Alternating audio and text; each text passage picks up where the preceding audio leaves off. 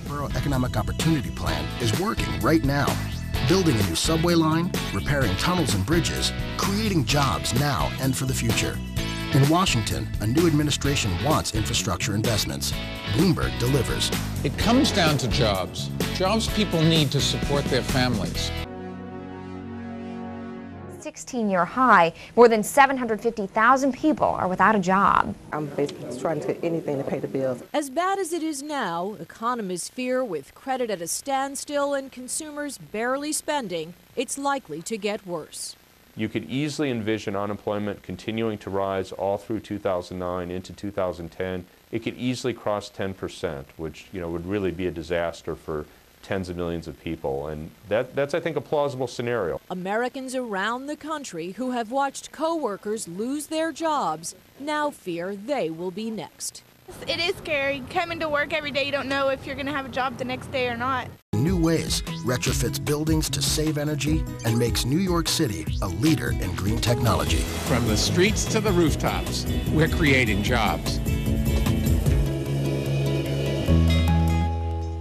And who's being hit hardest? The city's comptroller says the unemployment rate among blacks is dramatically higher than among whites. In fact, it's more than double what it was a year ago. Political reporter Dave Evans has more. In Harlem, this young mother, Ogo Egbuna, is looking for a job. She has a college degree in industrial chemistry, but so far, after almost 3 months looking, no luck. You don't feel satisfied, but you keep praying and keep begging God. Now I'm like anything. Any job, cleaning, whatever. The face of unemployment in New York City is becoming increasingly young and black. A new report today shows while white unemployment in the city is up, it has increased much more dramatically in the black population, from 5.7% in the first quarter of last year to almost 15% today. Shocked and frightened. Those numbers, numbers are one thing. But when you start to look at what it means in actual human suffering. But the truth of the matter is, since they are often last in, and a lot of hiring and firing is done last in, first out, they are most vulnerable. The mayor today touted a record of job creation, while Thompson, his Democratic opponent in the mayor's race, faulted Bloomberg for hiking the sales tax. Service, faster express bus service for the outer boroughs, repair and clean stations faster, a 311 transit hotline, upgrade security, and accountability to cut waste and save millions. A leader to take on bureaucracy and inaction. Mike Bloomberg, in tough times, getting our money's worth from the MTA.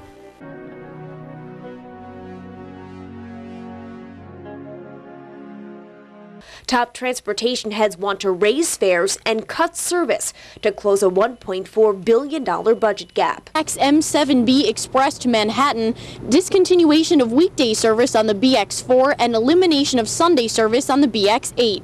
Several neighborhoods would be affected in some way, but especially Country Club, Spencer Estate, City Island, and Woodlawn. In addition, the MTA would raise the one-way express bus fare from $5 to $7.50 and raise Access-a-Ride fare to make it twice the subway base fare. Riders say they're outraged.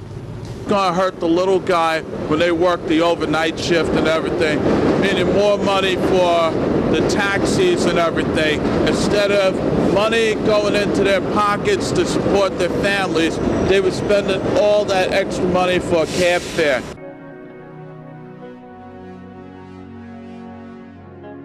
Livery cab passengers getting quite a rude awakening today. That's because the cost of riding in a livery car suddenly jumped significantly. A new state tax of more than 8% went into effect, and it took many passengers by surprise. Here's Eyewitness News reporter Nina Pineda. Outside Manhattan, the livery cab is as ubiquitous as a yellow taxi, but cheaper. How much do you charge, like, if you would take me from here down to the courthouse in downtown Brooklyn? That would be a $10 trip, but with the new taxes, might have to go up. $10 flat from the heart of Flatbush to downtown Brooklyn. But now, even the tiniest flat livery cab rate will be subject to a New York State sales tax, 8.375% of the total fare. It was $1.50, then it jumped up to $2, so. $2? Yeah, so it's ridiculous. So now it'll have to be $2.44. The extra nickels and dimes from livery cars, limousines, and corporate black car trips are expected to generate more than $50 million in revenue for the city and Albany. The gas just went up from $1.90 to $2.59 going up. So it's really going to put a more dent on people's pocket right now. Livery drivers are already fuming over the group ride taxi cab pilot program, allowing several strangers to share trips, which they feel undercuts their share of corporate business. Cab driver can't make a living right now in the street. But it's in the city's neighborhoods where for-hire cars are part of the landscape, getting people around cheaply, where drivers and passengers say this tax is going to hurt. We can't ask the customers to pay more because the bus is almost the same price.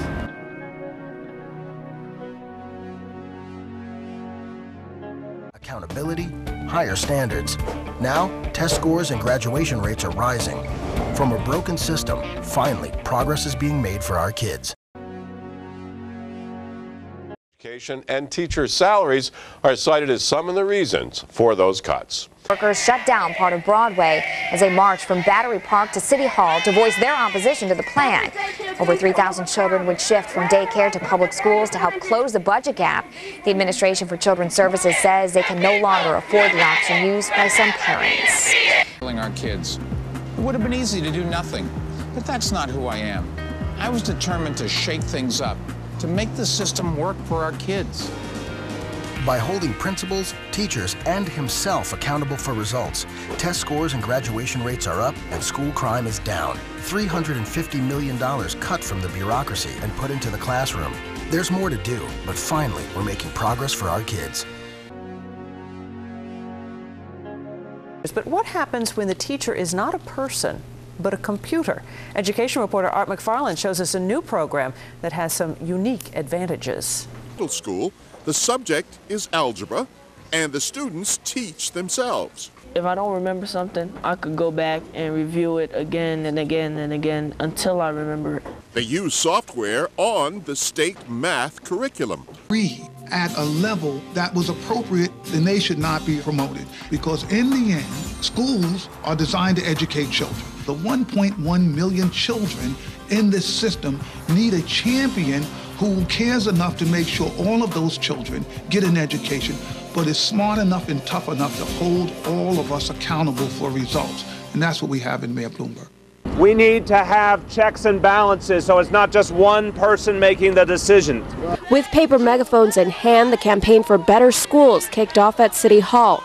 Parents and students want to have a say in Mayor Bloomberg's policy decisions. Bus routes changed in the middle of winter. Our children couldn't have cell phones even though we depended on them to stay in touch with them. That's not how you run a system that's supposed to involve people. Oh, where the new Yankee Stadium went, they could have put a school there. They allowed that Yankee Stadium to go there, so why didn't they fight to put another school there? That was a big space, then put it on contaminated grounds.